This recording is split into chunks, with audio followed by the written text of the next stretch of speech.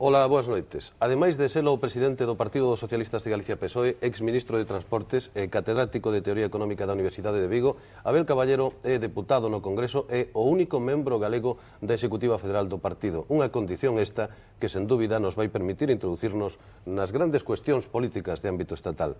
A súa presencia nos nosos estudios, non obstante, obedece máis o desexo de coñecer o seu análise da situación política e económica de Galicia. Señor Caballero, moi boas noites. Boas noites. Dá vostede como presidente do PSDG-PSOE, dá vostede como presidente do PSOE galego por rematado o proceso integrador deste partido? Sí, sin ninguna dúbida. Este é un partido en absoluta normalidade, donde todos os esforzos de integración xa están feitos e donde todos os militantes e toda a xente que coopera connosco está preocupada fundamentalmente polos problemas dos cidadáns. En consecuencia, este é un partido en situación de dar resposta aos problemas de Galicia e basicamente preocupado por Galicia. As cuestiones internas como dificultad xa desapareceron. Vayamos a distintos problemas de Galicia. En primer lugar, eu pediríalle unha análise, un diagnóstico xeral da situación económica pola que atravesa neste momento o noso país.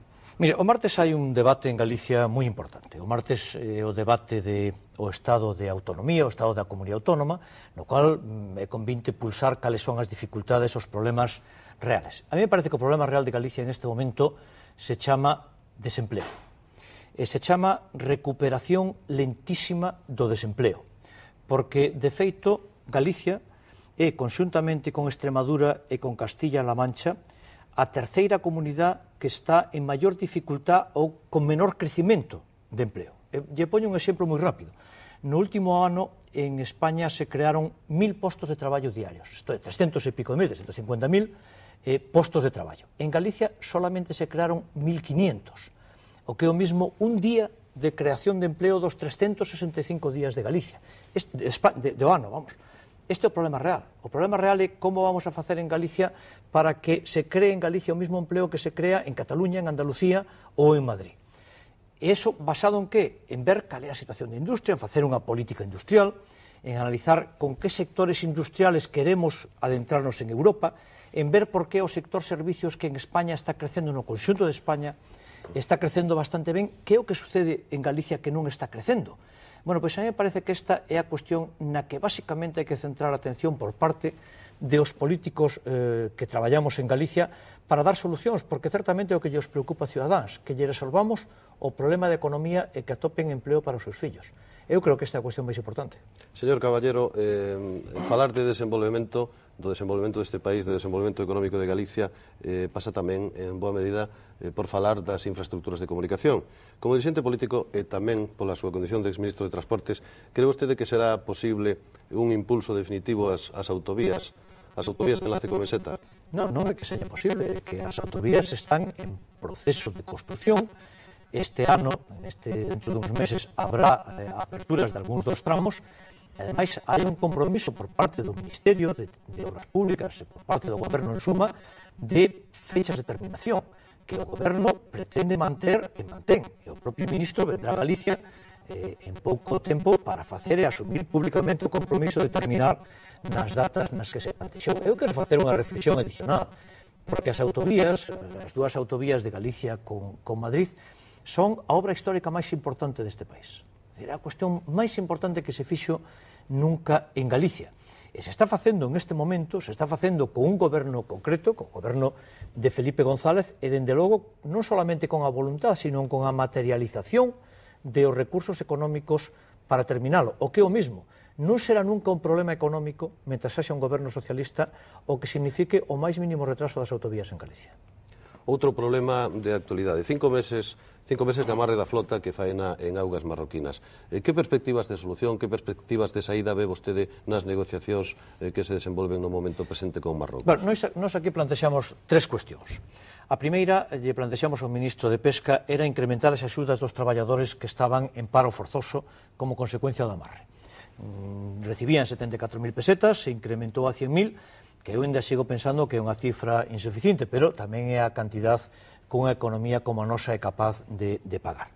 A segunda cuestión era que todo o peso de Europa se volque na pesca e que señamos capaces de levar ao conxunto de Europa que este é un problema que sin duda afecta sustancialmente a flota a flota galega e a flota andaluza, pero que é un problema de Europa, e que, por tanto, ten que ser Europa a que o leva adiante. Eu constato que a comisaria de Pesca está empeñando os seus mellores esforzos.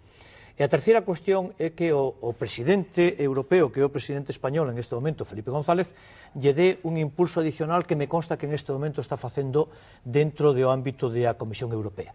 Bueno, eu creo que este é un problema moi difícil, pero, na miña opinión, ben centrado e que atopa con as dificultades de as reticencias de Marruecos e, en algún momento, con a ausencia de lealtad negociadora de Marruecos.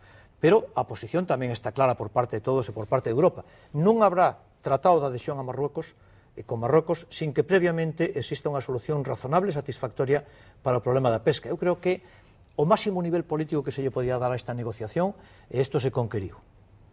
Outra cuestión que está no ambiente, en relación coas especulacións periodísticas das últimas semanas, especulacións recentes e mesmo informacións contradictorias, vostede sabe se o candidato socialista á presidencia da Xunta nas próximas eleccións autonómicas ten xa neste momento nome e apelidos? Non o ten, ademais nós sobre isto fixemos unha posición clara e nítida. Nós non diremos que é o candidato á presidencia da Xunta por parte do Partido Socialista, pois dentro de máis dun ano probablemente, cando estén as eleccións máis cerca, como é o habitual. Ninguén nomina o seu candidato antes de que empece o proceso electoral, entre outras cousas porque os que o nominen antes, en algún caso hai, en este momento o poden cambiar, ninguén lles impide cambiar. E, por outra parte, o Partido Popular está en unha situación exactamente igual. O señor Ferrer Ibarnes xa avanzou que non se presenta ás eleccións e, por tanto, o Partido Popular en este momento non ten un candidato nominado. Eu creo que o que hai aí é unha situación do Partido Popular e do Partido Socialista exactamente coincidente, que supoño que eles, igual que nós, estamos esperando a cercanía do proceso electoral para seleccionar e para decir cal é o noso candidato. Eso é o que vamos a facer, pero con absoluta tranquilidade en un proceso participativo por parte de todos os militantes e de a xente cercana ao Partido Socialista, e, dende logo, con a convicción de que esa é unha decisión moi importante, pero é moito máis importante que os cidadáns entendan e reciban que é o que nós queremos facer en Galicia e cal é o noso proxecto en agricultura, en industria, en servicios, en infraestructuras. E, por tanto, nós o que estamos plantexando diante dos cidadáns é que é moito máis prioritario para nós falar dos seus problemas e decirlle que vamos a facer cando gobernemos, e eventualmente algún día os galegos nos transmiten esa obligación, que decirlle quen é o que va a gobernar, que nos parece en este momento algo que non preocupa en absoluto aos cidadáns.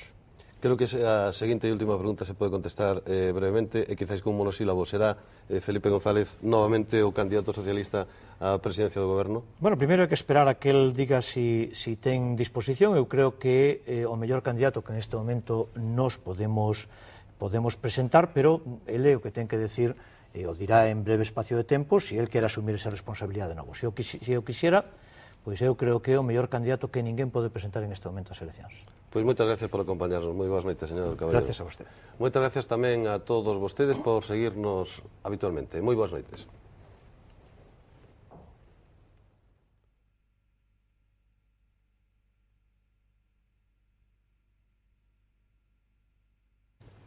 Ola, moi boas noites. Probablemente estas últimas semanas foran as máis intensas na vida do alcalde de Santiago, e non pola situación política do Concello, senón pola apretada xenda que ven desenvolvendo por toda a xeografía europea en defensa dun obxectivo que trascende do ámbito da cidade, como é a defensa da candidatura de Compostela como capital cultural europea no 2000. Señor Estevez, moi boas noites. Boas noites. Haberá mañá consenso nesa sesión informal do Consello de Ministros de Cultura da Unión Europea. Haberá noticia? Que expectativas ten vostede? Esperemos que haxa fumata blanca. Como toda reunión importante, 15 ministros teñen que decidir, ten que ser unánime, ademais, a decisión, e, bueno, cando teñamos fumata blanca, pois, evidentemente, poderemos anunciar. É complicada xusto porque exixe da unanimidade de todos os ministros, non? Se non hai, o 20 de novembro, é dicir, dentro dun mes, volvense a reunir en Bruselas, teñen que decidir forzosamente. E que impresión ten vostede globalmente despois de tantas viaxes por Europa adiante? Home, nós temos unha impresión de primeira man, porque as outras cidades non fixeron o que fixemos nós. Nos visitamos todos os ministros dos países da Unión Europea e lle levamos a proposta. E ao presentarlle levamos as dúas cousas. Primeiro a cidade, mire usted, falamos de Santiago. Casi todos a coñecían. E ao ver, bueno, pois os fotogramas, o montaxe fotográfico que fixemos, o libro de Santiago, quedaban impresionados. Pero tamén quedaron moi impresionados ca proposta cultural que nos levamos.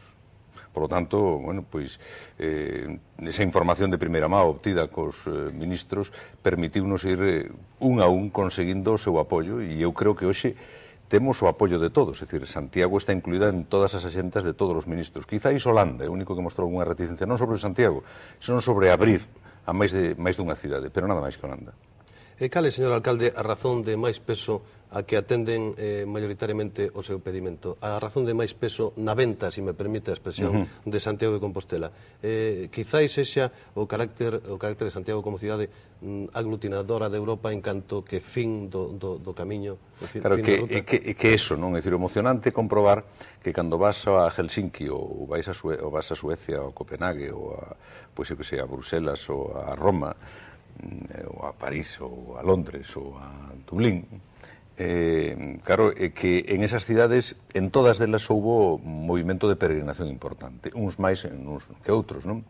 Pero en todas elas hai unha Jakobstrasse, unha Rue Saint-Jacques, unha San Jacopo, ou unha, pois, eu sei, unha calle de Santiago, plazoleta, hai unhas reminiscencias jacobeas. E claro, quen se acerca a tratar de convencer a outro, que en este caso un ministro, e claro, lle conta, mire, eu son de Santiago, e dice, claro, é que boa parte da historia da miña cidade ten que ver con Santiago de Compostela. E claro, eso impresiona, eso vai a misa, por entendernos, non? Por falalo familiarmente. E quizáis a cidade é o que realmente aportou o maior tirón, o peso específico de Compostela. Pero esta, señor alcalde de Santiago, vai ser unha decisión estrictamente cultural ou depende de outros factores? É unha decisión política.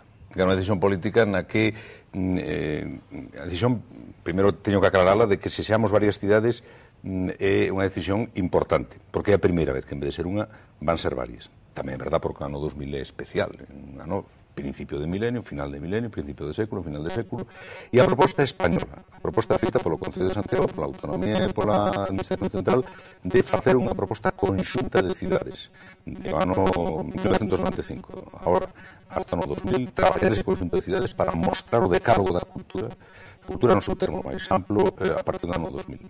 Pero é unha decisión política, e unha decisión política onde incluir pode ser fácil, pero excluir, como somos 8, pode ser máis complicado. E ao mellor, pois claro, un ministro de Cultura que está disposto a votar outro ou non votalo, poñamos o exemplo, pode recordarlle outro, oye, acordaste que en materia de pesca temos tal relación, e claro, xa é a cultura máis a pesca. É unha decisión política, por poñer un exemplo. Señor alcalde Capítulo, porque hai outras cousas das que falar, aparte das expectativas que o gallá para todos os galegos, non só para os composteláns, se produza esa noticia esperada. A política municipal, a situación no Concello de Santiago, que hai de certo nas informacións destes últimos días sobre algún tipo de acordo de gobernabilidade ou de pacto de gobernabilidade, ou, dito de outra maneira, vese vostede como alcalde ou presidente dunha corporación en réximen de goberno de coalición? Bueno, eu creo que hai que entender as cuestións políticas de forma moi sosegada e ao mesmo tempo moi clara, non? Nos empezamos a falar con o Bloque Nacionalista Galego un acordo de xestión da cidade de Santiago, na que, evidentemente, podemos compartir opinións urbanísticas, culturales, etcétera, de vivenda, de tráfico, do que seña. Esforzo que hai que facer bueno, normalmente debe de facerse con todas as forzas políticas. Ora, a realización dese acordo de xestión, evidentemente, é unha segunda parte, non? E esa pregunta tan directa que usted me facía sobre se eu me veía presidindo un goberno de coalición, eu xa o dixen en campaña, é dicir, eu xa advertía en campaña, despois da campaña, que eu non me veía presidindo un goberno de coalición co Bloque Nacionalista Galego, pero eso non quer decir que podamos firmar un acordo de xestión sobre temas de Santiago de Compostela, igual que en outros temas podamos firmar acordos institucionales co Partido Popular, é dicir, que eso non debe ser excluído en política municipal. E unha última reflexión, xa no ámbito da política xeral, señor Estévez, ou máis concretamente diría que é unha doble pregunta. Primeira cuestión, haberá eleccións en primavera? Segunda cuestión, será Felipe González novamente o candidato a presidencia do goberno? Hombre, sobre isto último, é dicir, eu estiven con el na Moncloa hai un mes, estivemos falando os dous porque temos unha bella e boa amistade, E, bueno, eu non digo nada novo si unha vez máis confirmo a súa non disposición a presentarse no cartel electoral de marzo e a súa absoluta disposición para que sean en marzo. Decir, para que a competencia que el ten, que convocar eleccións, a exerza, e eu creo que Felipe González, sobre o cal, bueno, pues en este momento está pasando unha coyuntura difícil e os políticos hai que ver as situacións fáciles e nas difíciles e hai que xestionar o fácil e o difícil de Felipe González en caso de que adopte esa decisión definitiva. Este país, todos imos acordarnos durante moito tempo, porque eu creo, sin lugar a dudas, que é o político máis importante en España en este século. É dicir, creo que é un recoñecemento que, por certo, puiden comprobar ao visitar todos os ministros de todos os países. Todos falaban ben de Felipe González, todos falaban ben de España, e decían que ele era o artífice da modernidade. Só que, claro, agora está en un momento delicado, pero a mellor dentro de uns meses, un ano, recordarémonos dele. E falaban ben de Santiago de Compostela, como xa quedou claro. Eso sempre. Santiago de Compostela non había ninguna dúda. Era unánime tamén o apoio a Santiago de Compostela. Moitas gracias por acompañarnos esta noite aquí. Moi boas noites. Gracias a vos. E moitas gracias tamén a todos vostedes. Quedan xa que a información meteorolóxica inmediatamente despois as noticias do mundo do deporte. Boas noites.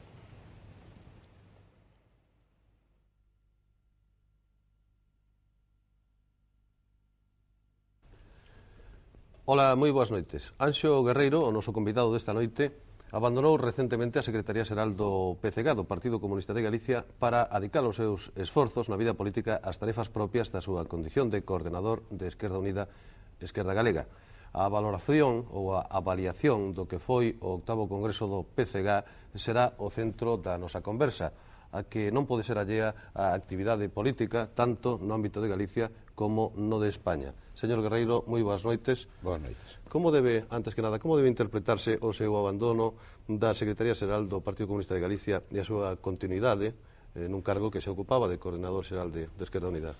Bueno, como é sabido, eu xa anunciei fai ano e medio a miña intención de non volverme a presentar a reelección como secretario do Partido Comunista, a vida conta de que Esquerda Unida, Esquerda Galega experimentou en este último tempo un crecemento moi importante, tanto social como territorialmente, desbordando moi ampliamente os límites do que era o Partido Comunista de Galicia. Por lo tanto, en Esquerda Unida, Esquerda Galega estamos moita xente de procedencias diversas, de culturas diversas, en unha organización política democrática e plural.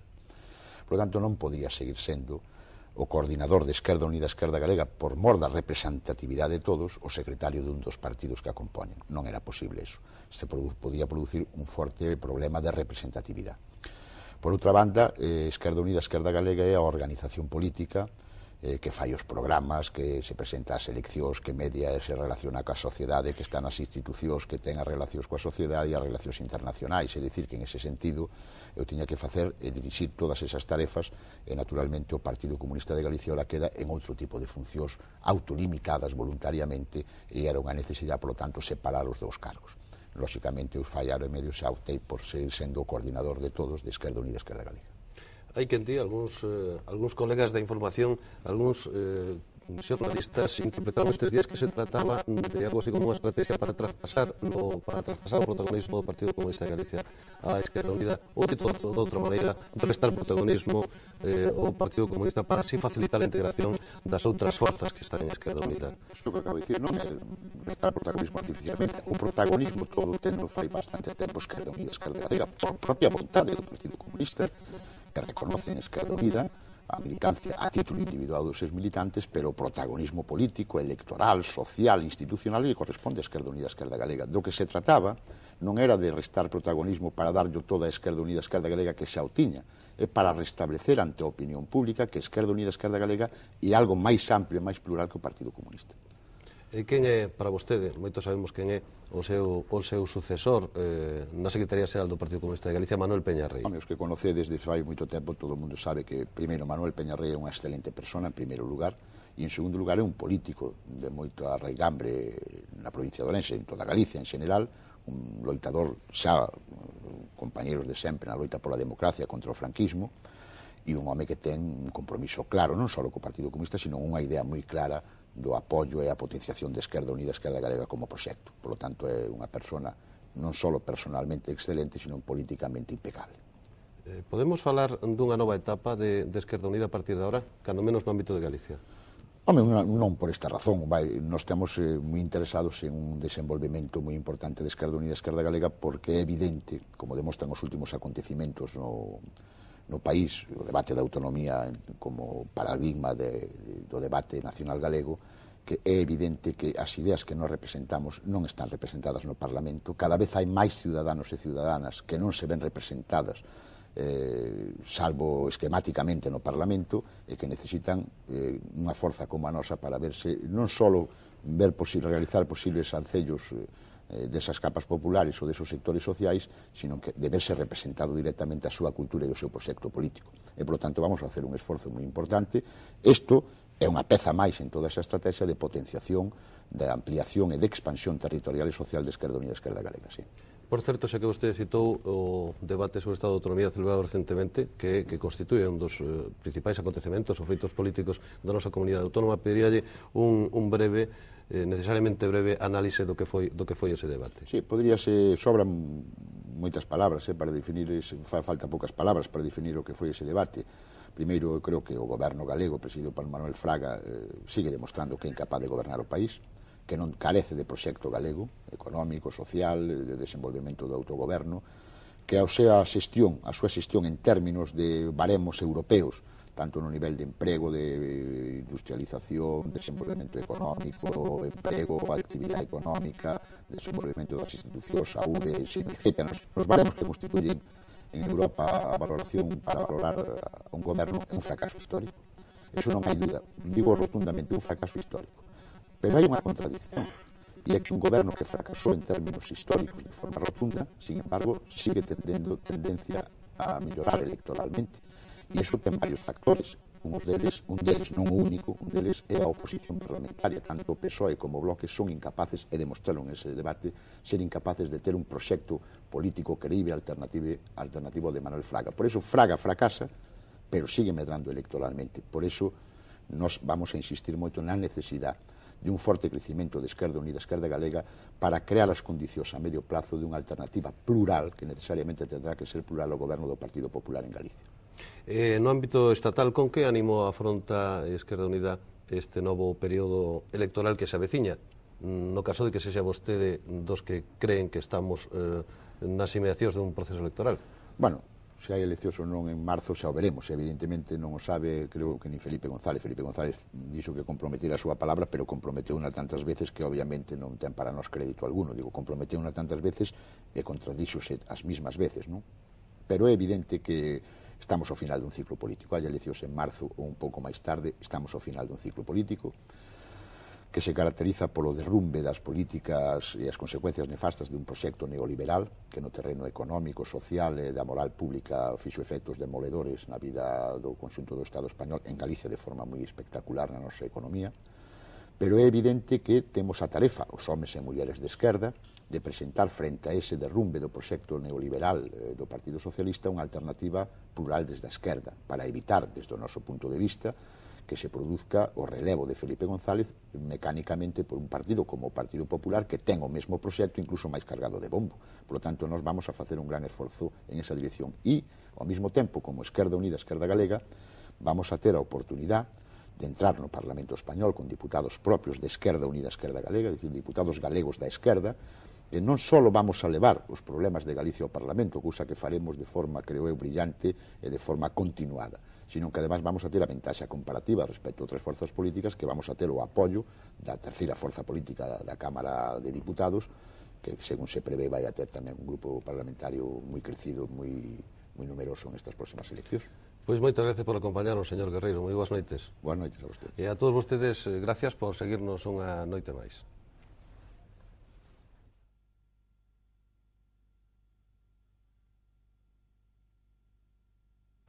Quizáis sexa máis coñecida internacionalmente pola súa condición de ex Miss Universo e por ser alcaldesa do municipio venezolano de Chacao, aproveitando a súa presencia en Galicia con motivo do Congreso de Operadores Turísticos Venezolanos que se celebra na Illa da Toxa. Irene Sainz, acompáñanos esta noite. Moitas gracias por estar con nos, muchas gracias por estar con nosotros. A la orden, sí. Gran placer para mí. Dígame, ¿cómo decide una persona que salta a la fama por su condición por su belleza a la vista, introducirse en el mundo de la política? Bueno, ¿Es un buen trampolín para llegar al mundo de la política? Eso obedece a un crecimiento, a un proceso de crecimiento, no solo en preparación en la Universidad en Ciencias Políticas, allí me gradué, luego fui agregada cultural de Venezuela representando a mi país en los Estados Unidos. Al regresé, comencé mi maestría en Ciencias Políticas y lo que es el trabajo, la cotidianidad, las tantas obras sociales, mi empeño sobre todo en la materia de educación, bueno, me llevaron a un momento, unas circunstancias especiales en Venezuela, que mi nombre estaba de primero en todas las encuestas. Allí tomé el reto como joven venezolana de dar un primer paso en política para demostrar que se pueden hacer las cosas de una manera distinta, con el enfoque de la mayoría de los venezolanos. Y bueno, asumí el reto, ya voy ahora a la reelección del municipio de Chacao, el 3 de diciembre son las elecciones. Siento que la vivencia y el ser profesional y el creer en metas específicas, en satisfacción de necesidades de la comunidad, tan sencillamente como tener sentido común y ser práctico y resolver problemas. Por eso voy a la reelección. ¿Y tiene usted otras metas en política más allá de ser alcaldesa de ese importante municipio venezolano que es Chacao? ¿Las tiene? Se lo digo a propósito de determinadas informaciones de prensa que aseguraban o especulaban con la posibilidad de que usted quisiera llegar incluso en algún momento a la presidencia de su país. Bueno, jamás lo he dicho. Yo estoy concentrada en mi trabajo. ¿Pero usted conoce esas informaciones? Conozco las informaciones, conozco las encuestas, han salido en todos los medios de comunicación en mi país. Sin embargo, yo estoy quemando mis etapas, procurando resolver los problemas que tengo que alcanzar. En estos 3 años apenas he podido resolver 5 prioridades importantes, más otras, pero sé que falta aún muchísimo por solidificar en las estructuras de gobierno local lo que es una manera distinta de hacer las cosas, más eficiente y realmente resolverlas, ¿no? Para luego pensar en otra cosa. Yo sencillamente estoy concentrada en mi trabajo y quisiera estar 3 años más en Chacao. También decía la prensa venezolana últimamente que una gran parte de los caraqueños querían pasarse a residir en esa zona que es Chacao. Eso es todo un éxito en su gestión. ¿A qué se debe? Bueno, es importante haber resuelto en un 52% el auge delictivo en la comunidad del municipio de Chacao. Primero, Chacao es uno de los municipios que conforman el área metropolitana de Caracas. Somos Caracas. Estamos divididos en 5 municipios. Chacao es justo el centro. Para poder ir de un extremo de la ciudad a otro hay que pasar por Chacao. Sin embargo, haber reducido el auge delictivo, haber tenido la participación de una comunidad, crear un sistema de policía preventivo que no solo tenga los sistemas adecuados, sino el personal. Tener una policía de tránsito donde la base de todo está en el respeto de la gente, el ciudadano, tratar a la gente como lo que es, como seres humanos. El tener una limpieza de una comunidad trae un sistema que dimos en concesión del servicio de aseo urbano, donde la calidad del servicio es lo fundamental y donde obedecemos a esas respuestas gracias después de haber escuchado a nuestra comunidad y de saber qué les preocupa y hacia allá atendemos el presupuesto municipal. Es decir, bajo esos esquemas de escuchar a una comunidad y sentir un gobierno que está cerca de la comunidad porque somos parte. Ni ellos pueden solos, ni yo puedo solo. Solo en equipo podemos alcanzar y compartiendo las responsabilidades. De esa manera hemos podido comenzar a mejorar la calidad de vida. ¿Qué ocurre? Que hay muchísimas otras personas que no viven en el municipio, que cuando entran en Chacao, por ejemplo, empiezan a recibir respeto. El motorizado, usted ve que se pone el casco para pasar a Chacao. Allí se empiezan a respetar los semáforos, se respetan los peatones, empieza a haber un cambio de actitud en el comportamiento urbano. ¿Qué quiere decir? Orden, normas, disciplina y buen trato. Por eso que mucha gente siente cuando entra a Chacao y que quisiera vivir en Chacao. Usted está aquí estos días con motivo de un congreso de turismo. Quisiera preguntarle, o quisiera plantearle, o quisiera pedirle, mejor dicho, que nos resumiera en pocas palabras cuál sería la oferta turística de su país. Bueno, es muy importante destacar, y les puedo hablar en nombre del municipio que he representado, porque actualmente estoy separado oficialmente del cargo, es la promoción de lo que pueden ser las infraestructuras hoteleras.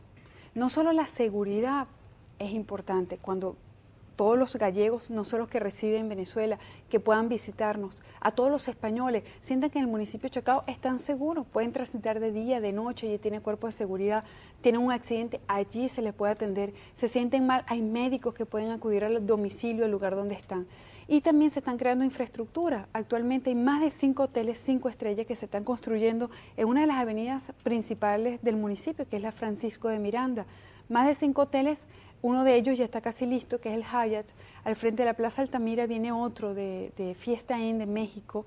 Hay otro que está muy cerca allí de Colombia, de personajes que están creando nuevas infraestructuras de turismo. Lo que engendra esto y lo que permite no solo en materia de empleos, sino de convivencia a nivel de centros culturales que existen ya en algunos en el municipio que se van a desarrollar. Es decir, lo que eso permite a través de un Ávila, la montaña más hermosa, porque tenemos una ciudad extraordinariamente grandiosa, un Ávila donde pueden los atletas subir la montaña, donde tenemos un clima tropical extraordinario, y esto permite, igualmente sumando a todas las otras actividades de turismo a nivel nacional, lograr tener un país donde podamos demostrar ante el mundo la grandiosidad de las maravillas que tenemos, no solo a nivel natural, por supuesto, sino también de infraestructura y de seguridad, de limpieza, para que vengan a visitar nuestro país, que es una maravilla.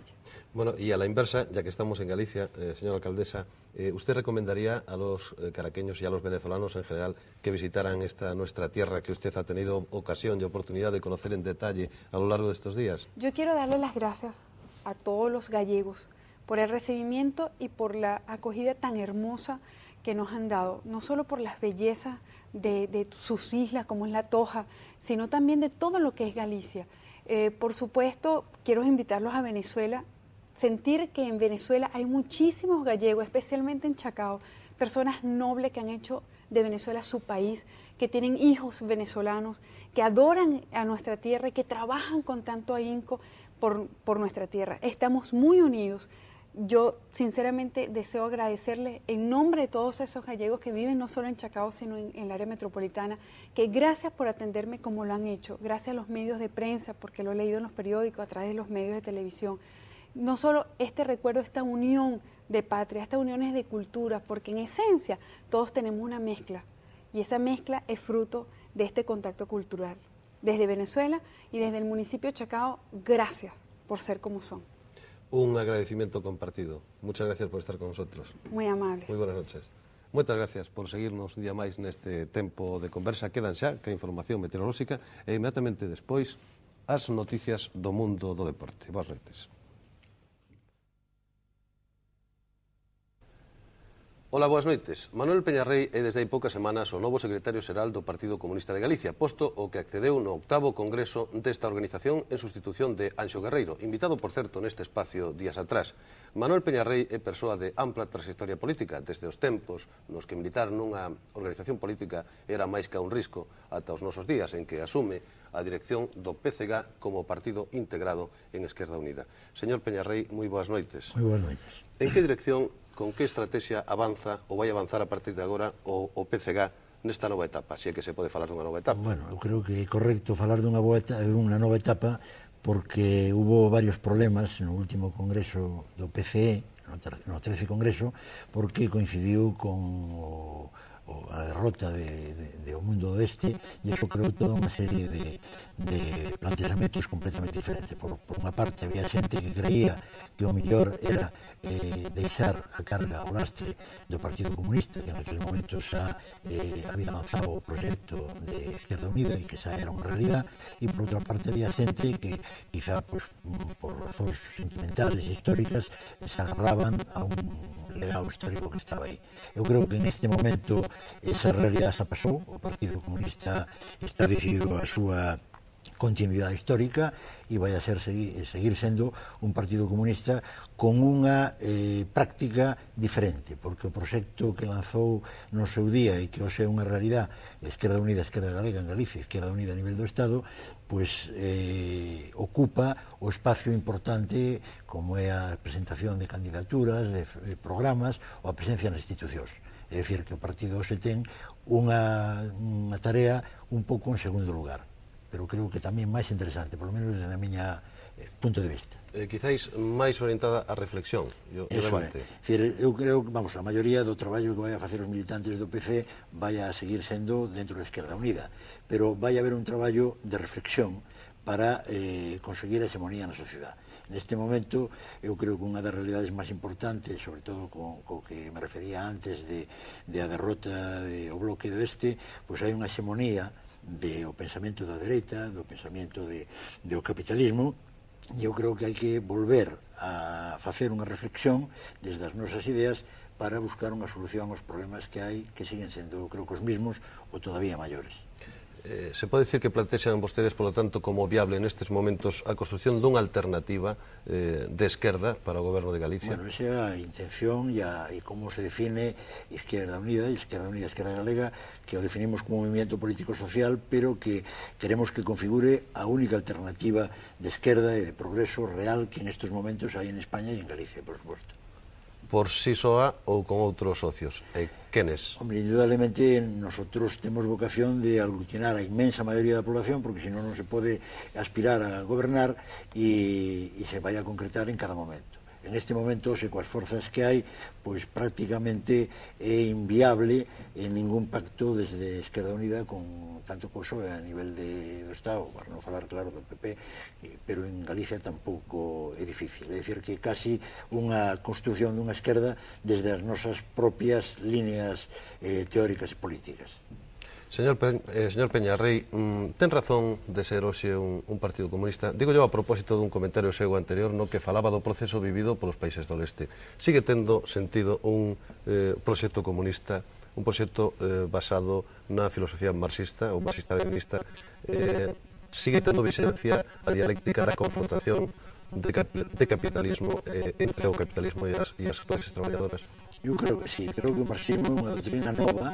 Eu dicía en outra ocasión que é a teoría máis importante co cristianismo que conseguiu a humanidade para intentar unha explicación de todos os problemas globais, e os problemas siguen estando aí, ademais máis agudizados por a presencia casi en solitario, a prepotencia do capitalismo. É dicir, hoxe hai máis injusticia, máis insolidaridade, pero además hai un aspecto novo que antes non había na época de Marx, ou polo menos non tiña a importancia que ten agora, que o sistema productivo e consumista do capital pon en peligro a propia continuidade da naturaleza e das generacións futuras.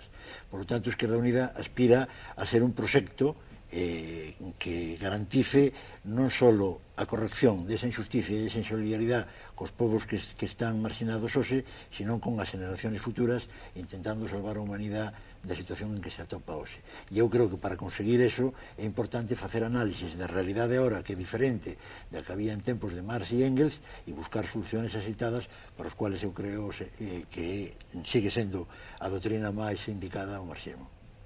Que opina vostede, como secretario xeral, que opina o Partido Comunista de Galicia, ou que análisis fai o Partido Comunista de Galicia da actual situación política que vive España? Situación que, en termos objetivos, se pode calificar como de degradación ou de progresiva degradación. Bueno, nosotros temos insistido en que hai un final de unha historia terrible, porque protagonizada por o Partido Socialista, era unha esperanza que depositou además a ciudadanía do povo español votando masivamente no ano 82, pero despois de 13 anos o resumen que hai que facer é que o PSOE desgraciadamente fixo un mal favor á esquerda e vai a ser difícil emendala, e sobre todo coa última etapa en que se acumulan, a parte da política de dereitas, da máis reaccionaria que hai na Europa a nivel de reforma laboral, pois hai os problemas das corrupcións e o tema último tremendo do terrorismo de Estado, que empaña toda a política dunha esquerda que debía de dar unha imaxen completamente diferente. Entón, eu creo que en este momento realmente esa situación é desastrosa. A posibilidade de que poda conseguir a maioría o PP, que a dereita, que vai a facer a mesma política co PSOE, pero creo que todavía con maior intensidade é mala, e por lo tanto nosotros vamos a facer o posible para convencer a xente que non é esa realidade única que hai outra, que somos nosotros, Esquerda Unida a nivel do Estado e Esquerda Unida Esquerda Galega en Galicia. Pois moitas gracias por acompañarnos hoxe, moi boas noites. Gracias a ti. Gracias tamén a todos vostedes por seguirnos un día máis, moi boas noites tamén.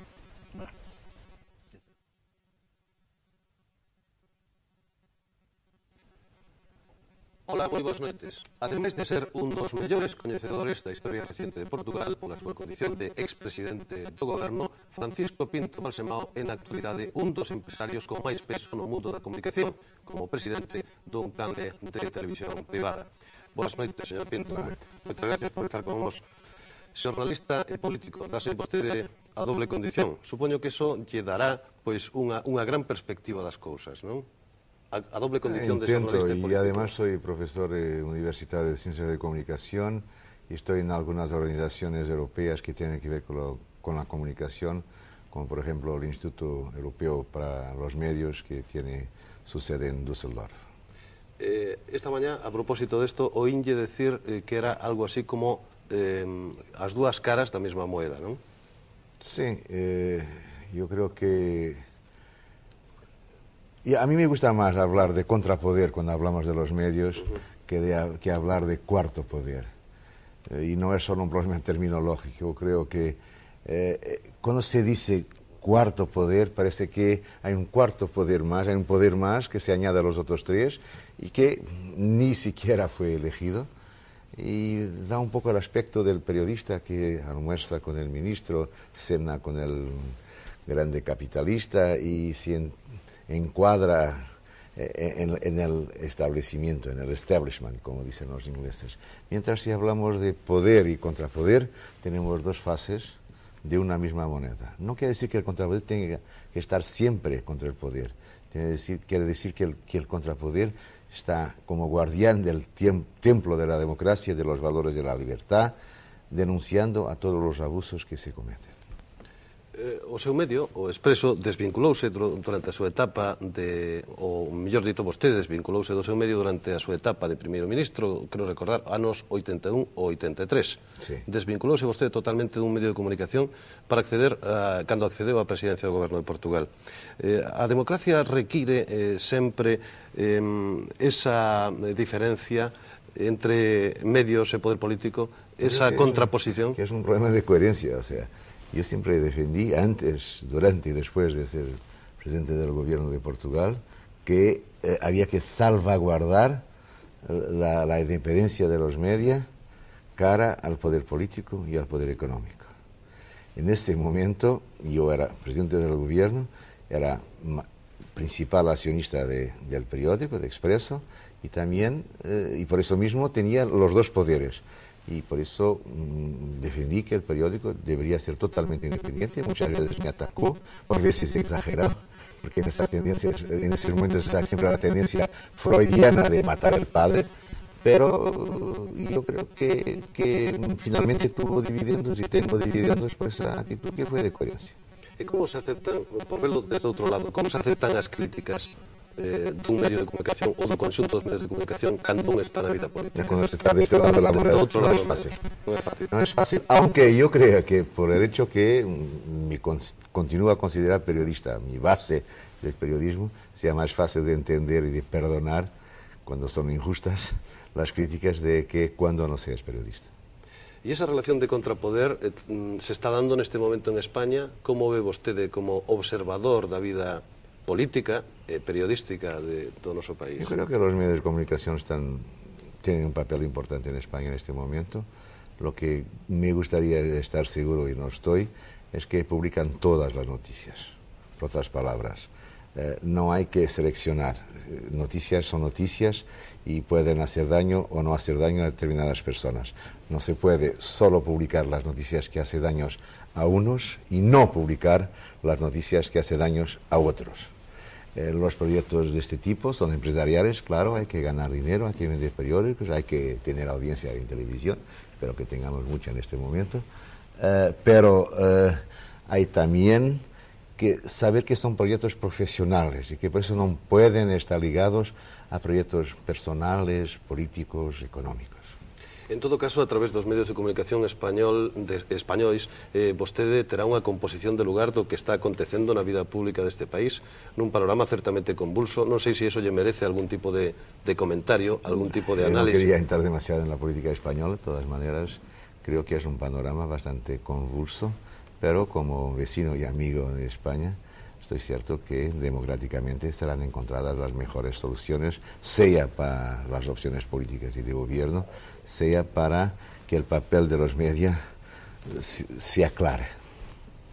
Tamén Portugal está vivendo unha nova etapa a partir das últimas eleccións, cunha democracia xa definitivamente consolidada, cun sistema xa definitivamente consolidado.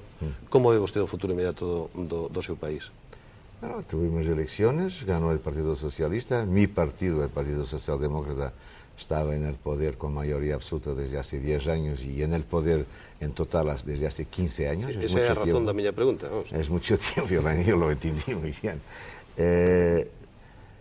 Tenemos un nuevo gobierno, creo que el programa del nuevo gobierno no es muy distinto del programa que presentaba mi partido, pero la gente sintió la necesidad de cambiar y al hacerlo votó, ha dado una mayoría relativa fuerte al Partido Socialista, aunque sea una mayoría relativa. Pues en ese sentido me parece que los resultados son estimulantes para quien ahora, después de 10 años sin estar en el poder, reempieza a tener responsabilidades.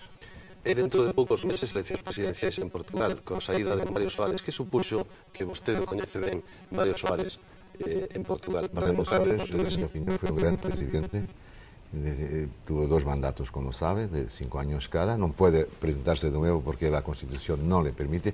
Si se presentara, ganaría seguro, aunque ya tenga 70 años. Fue un gran presidente porque dio a la función presidencial una amplitud y una dignidad que quizá no hubiera tenido hasta ahí, porque siempre que necesario los grandes valores de la democracia, de la libertad, del pluralismo los defendió, y porque también con todos sus contactos internacionales, con toda su envergadura de hombre de Estado, representó muy bien el Portugal. Creo además que en esta generación ya no hay mucha gente como él, y que nos hace falta en Europa, ahora saliendo un pouco de Portugal, ese tipo de personas. Unha última cuestión, volvendo ao mundo da comunicación, que é a súa principal ocupación neste momento, cal é o secreto do éxito do seu canle de televisión, que está nestes momentos nun 45% de audiencia e cunha vida de somente 3 anos? 3 años, sí, cumplimos 3 años ahora. Cal é o secreto do éxito? Mucho trabajo, eso es siempre esencial. Creo que nuestra información es muy buena y damos prácticamente 2 horas de información por día, que es bastante, como sabe tan bien como yo. Y también porque en la programación subimos a evoluir para una programación más portuguesa, o sea, menos films y menos series importadas directamente y traducidas o dobladas, sobre todo subtituladas, porque en Portugal hay menos doblaje, y más programación hecha en Portugal, muchas veces con formatos internacionales, pero con la preocupación de buscar lo que interesa a nuestro público. Pois moitas gracias por acompañarnos esta noite, foi un placer, señor Pinto Balsemao. Moi boas noites. Boas noites tamén a todos vostedes, gracias por seguirnos neste tempo de conversa. Saúdos, moi boas noites.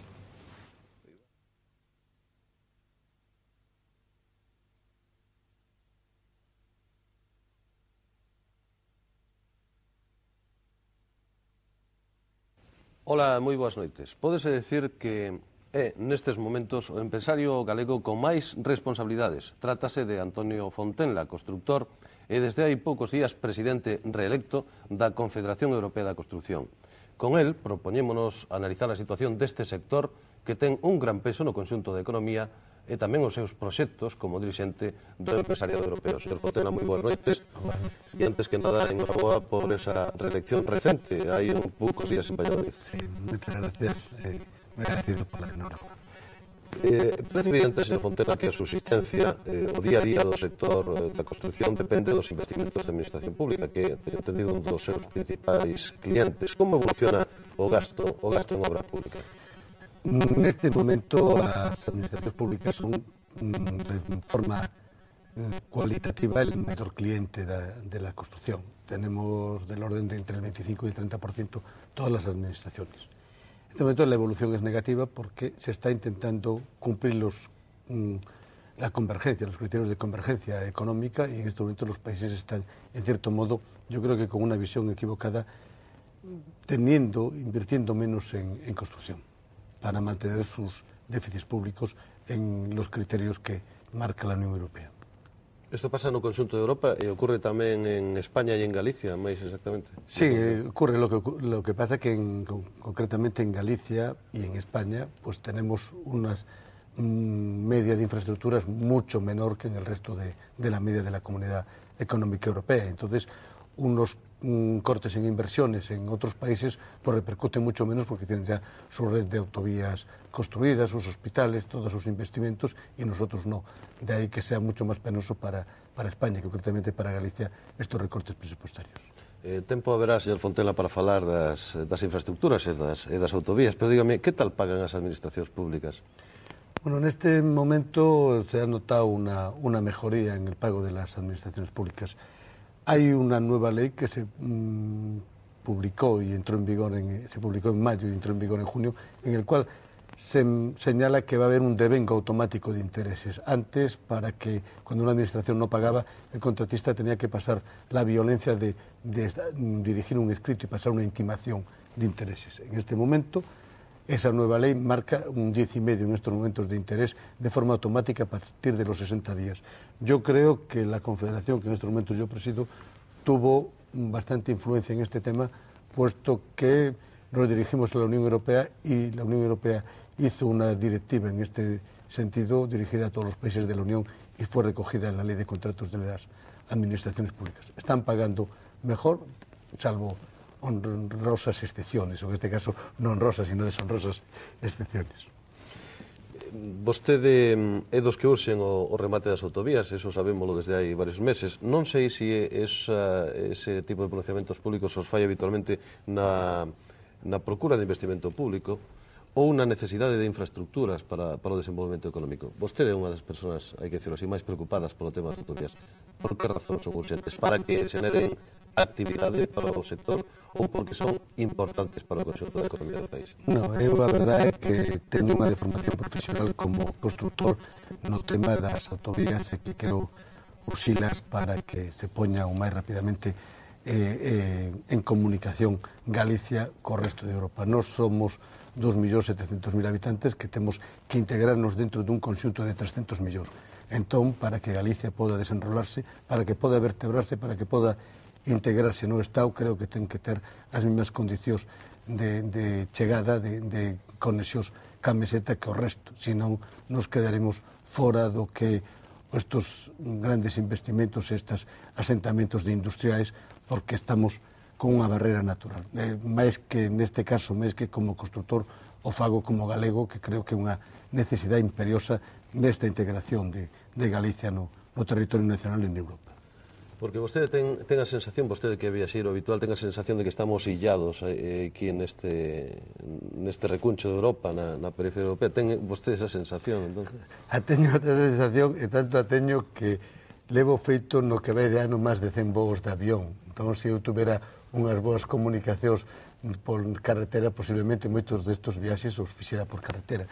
Pero o tema aislado o meu é un caso, quizá por estas responsabilidades excepcional. A min me doe de que cheguen as mercancías tarden en chegar a Galicia, e que tamén as mercancías que salen de Galicia tarden en incorporarse nestos mercados europeos que nós temos. O sea, que nesto me considero que estamos moi aillados, porque cada vez vexo máis que todos os meus colegas de territorios pois collen un ave ou collen un coche, chegan nuns plazos razonables, e nós non podemos facelo. Isto doeme moito e creo que un motivo de que Galicia non pegue o impulso forte que ten que pegar no desenrolo económico.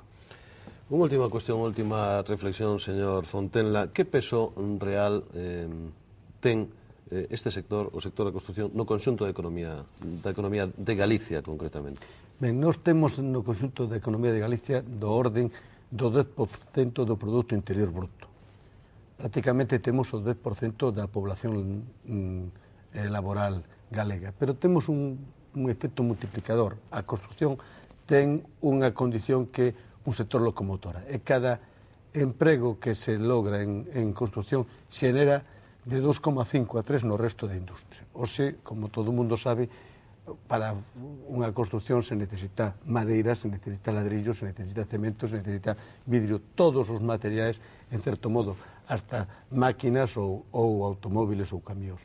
Entón, en certo modo, crea unha interdependencia importante. A formación bruta de capital que xenera a construción é do orden do 60% de toda a formación bruta de capital do resto da industria. Pois moitas gracias por achegarnos ao sector da construcción e reitero a nosa enhoraboa. Moi boas noites. Moitas gracias a este programa e moi agradecido por a ocasión que me dades de falar de construcción. Espacio no que non é a primeira vez que vostede nos acompaña. No, como sempre, eu falei con moito grado. Moitas gracias. Era a conversa con Antonio Fontela, presidente reelecto da Confederación Europea da Construcción. Así rematamos este tempo de entrevista na Televisión de Galicia, que volverá mañá despois do último telexornal. Moi boas noites.